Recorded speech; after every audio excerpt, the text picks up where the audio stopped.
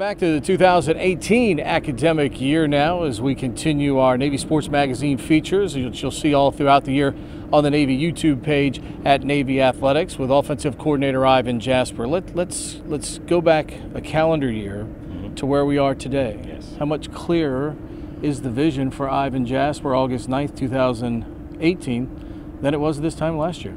Well, obviously it's definitely a lot clearer. Last year at this time was when Jaren had his episode at the hospital, and we do say our life changed, but his life changed. His life changed dramatically. But again, it's been a year. Things have gotten so much better. He's in a better place. We're in a better place, and now it's just a matter of just pushing forward. I know it's obviously for him to do that.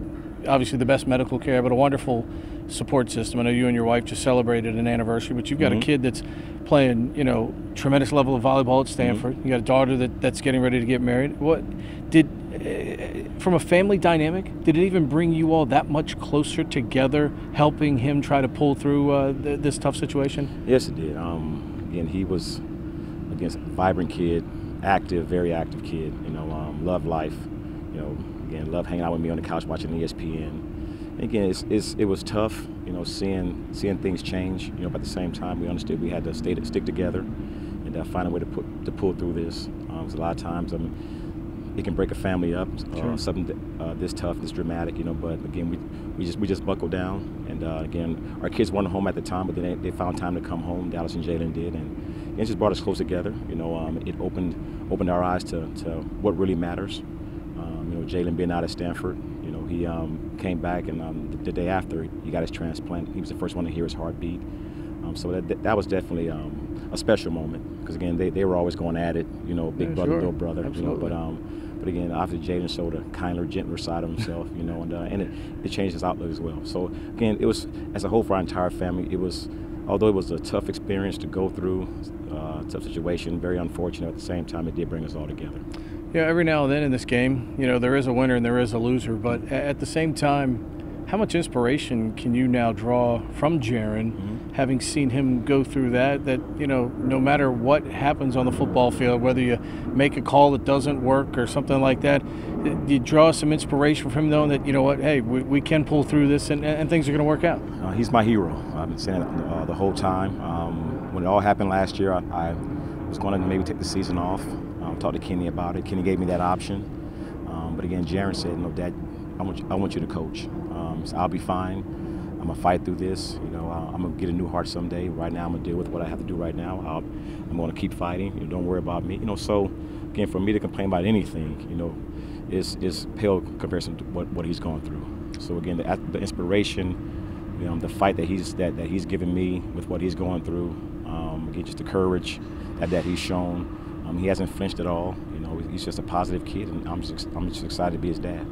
Tremendous dynamic for you all as a football team. You have to sit in a meeting room and tell a quarterback that has played well, that has numbers that are bordering on record numbers here at the academy, that at least for now there is someone who is as equally as good, if not better than him. What is the dynamic like in that quarterback room when you have to deliver that kind of message to players who are winners, want to compete, but yet in the end only one guy can play quarterback? It's definitely a tough situation because one guy is going to play, but it's all about being honest with them. Up front, when you get the meeting guys, only one guy can play, and the guy's going to play is the best guy that I feel would give us the best chance to win. Zach had the opportunity last year and was playing well. Then things kind of went south. Again, that's as a whole, as a coaches, myself. Mainly, I didn't do a good job.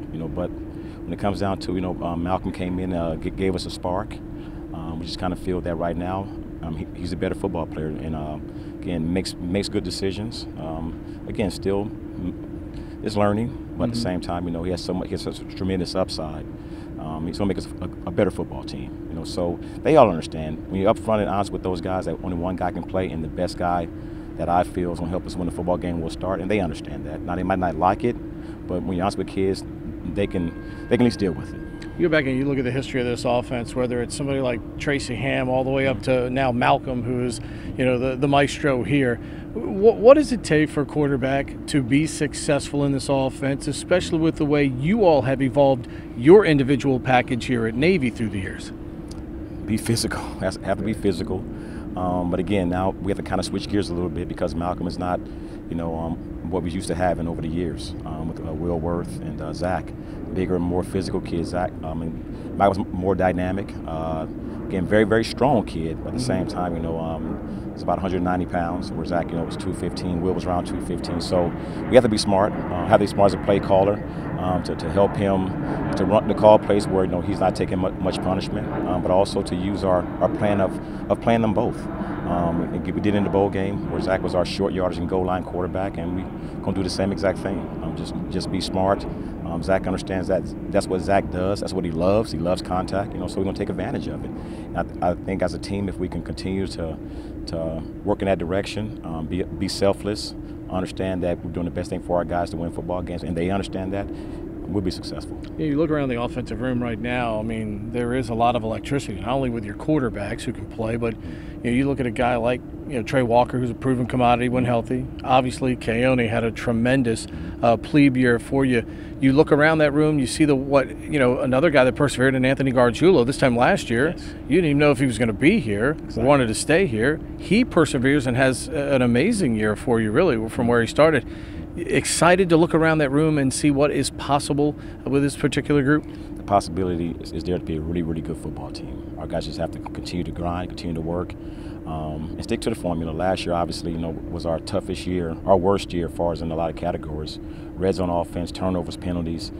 It's been our worst since Kenny became the head coach. So you can definitely see why we struggled towards the end of last season, because we started playing bad football, started beating ourselves. But again, with these guys we have in the room now, our A-back position, when we moved Malcolm, we were kind of worried about that the dynamic of the room would go down as far as ball carriers and playmakers, but we have some good guys in there, some young freshmen too that are going to help us. And fullback-wise, we have a kid there that's steady, that's consistent. Right. Last year playing SMU, we're thinking overtime. We run 2 dive plays, and get in field goal range. Right. Because Anthony read it right, cut back behind the defense, and I got some field goal range. So we have a good football team on paper right now. So got to continue to work, continue to grind, and hopefully September 1st we're ready to go. You guys, despite all the issues you had last year, you had a couple of games where you guys put up, record-like numbers. Outside of a couple of kneel downs, you got the top rushing number against Cincinnati at the end. When you try to explain to the players how to be consistent and knock out those penalties, knock out those turnovers, and see exactly what can happen when this offense runs. Is it an easy message when you can go back and show how it works when you do things right, and then obviously when you do things wrong? It's very easy. For a football team and what we've done over the years, our formula for success and how we play, the picture is so clear. Last year we led the country in time of possession, but we didn't score enough. Right. So when you do that, you have to score points. When you're going to keep the football and not give it to the other team, at the same time you got to score. So it doesn't matter how long you keep the football. If you're not scoring, it doesn't matter. So that was easy to put up for those guys and show them that one stat, guys. We can keep the football, but we have to score when we do that. So again, it's not hard to see. It's very hard to put that on paper, put it on the board for those guys to understand. We have to get better at that, and they understand it. And again, that's our goal. Is to be a great red zone team. When we get in the red zone, we have to score touchdowns. Surprised that this offense has been able to withstand the test of time with all of the exotic things we certainly see from other teams when we play them. Surprised that this has been able to withstand the test of time. Some tweaks here and there, the way you all have evolved the package, but it's still money. We definitely have evolved, but it's still option football. It still makes the defense have to be responsible. All those great players become one-dimensional, and we can continue to use that. It helps us against the big boys, the more talented teams. That defensive end, that outside linebacker who's a stud, but now he becomes one-dimensional. Has to be a fullback or a quarterback player. That's always been the key. That's not going to change in the offense, and we have evolved over the years. I think Coach Mendenhall of Virginia kind of put it best when he said Navy, it was their non-option plays that to run more of a power game, and definitely helps us. So again, it has been, we have evolved, but at the same time, when it comes down to it, we're still good at what we do. Had a chance to exhale at all yet? Yes, I have. I had a chance to exhale, and again, with the last, obviously, Jaron's situation has been the biggest thing for the summer, was to get him past his 6-month biopsy. We had that earlier in July, and July 12th, I believe, and it was great. There was no rejection. It was a big sigh of relief. Now it's time for football, my man. All right. Happy anniversary to you and Donna. We'll see you in Hawaii. Thank you. Appreciate it. Aloha. All right, Ivin Jasper joining us here on the Navy Sports Magazine.